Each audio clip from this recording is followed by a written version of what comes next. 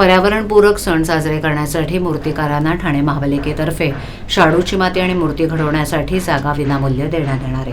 आतापर्यंत शाडूच्या मातीसाठी 10 मूर्तिकारांनी तर जागेसाठी 5 मूर्तिकारांनी अर्ज केलाय। मातीची उपलब्धता आणि प्रभागनिहाय जागांचं नियोजन करण्यासाठी मूर्तिकारांनी शाडूच्या मातीची मागणी 15 मार्चपर्यंत ठाणे महापालिकेकडे नोंदवावी, तसंच जागेसाठीही अर्ज करावा असं आवाहन ठाणे महापालिकेतर्फे करण्यात आले।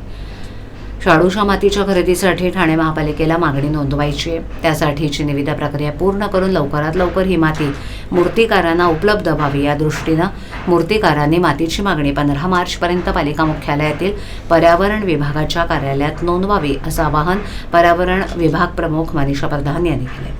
कळवा आणि वर्तकनगर प्रभाग समिती वगळता इतर प्रभाग समिती क्षेत्रातून जागा किंवा मातीसाठी अर्ज आलेले नाहीत, त्यामुळे मूर्तिकार संघटनेची त्यात पुढाकार घेऊन महापालिकेला सहकार्य करावं असं आवाहन प्रधान यांनी केले।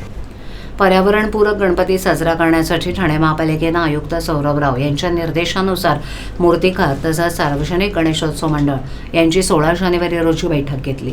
तसंच 3 फेब्रुवारी रोजी पर्यावरणपूरक गणेशोत्सव नियमावली 2025 ही प्रसिद्ध करण्यात आली।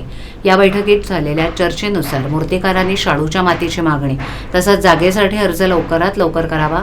शाडूच्या मातीसाठी ठाणे महापालिका मुख्यालय पाचपाखाडी येथील प्रदूषण नियंत्रण विभाग इथे तर जागेसाठी संबंधित प्रभाग समिती कार्यालय इथे अर्ज करावा लागणार आहे।